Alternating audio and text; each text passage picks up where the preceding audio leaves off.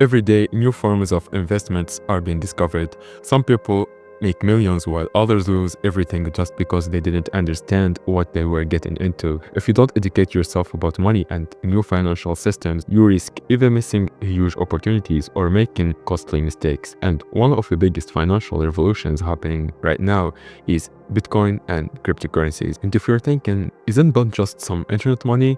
You have no idea how deep this goes. And that's exactly why you need to watch this video until the end. 5 years ago, I was just a curious teenager, scrolling through the internet when I stumbled upon something strange, which is Bitcoin.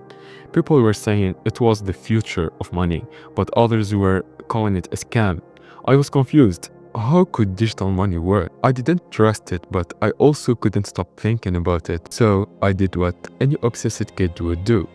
I started digging. I read articles, watched expensive Android courses, and studied Satoshi's original Bitcoin paper. That's when I realized this wasn't just some random internet trend. It was a complete revolution in how money works. Okay, let's break it down. What even is Bitcoin?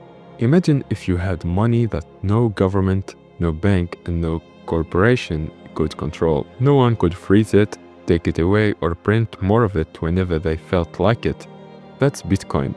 It's a decentralized currency, meaning it's not controlled by anyone, but instead it runs on a global network of computers following strict mathematical rules. And here's the crazy part: there will only ever be 21 million Bitcoins. That's it. No more can ever be created. So while traditional money loses value over time because governments keep printing more, Bitcoin is designed to be scarce, just like gold.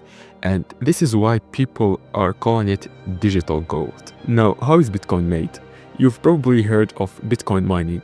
And no, it's not people digging up digital coins in a virtual cave. Instead, mining is a process where computers solve complex mathematical problems to secure the network and validate transactions. And in return, they earn Bitcoin as a reward. Think of it like a huge decentralized lottery where computers race to solve puzzles. The winners get paid in Bitcoin and the network stays secure. But here's the thing.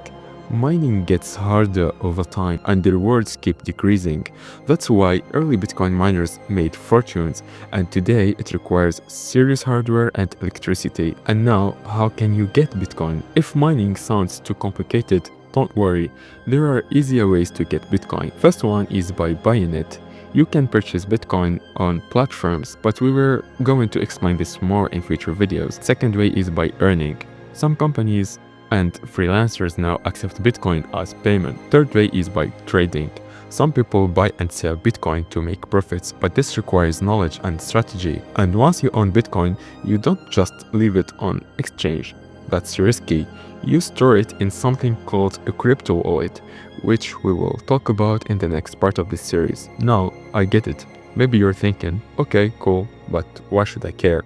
Well, let me ask you this. What if you had the chance to buy into the early days of the internet before it changed the world?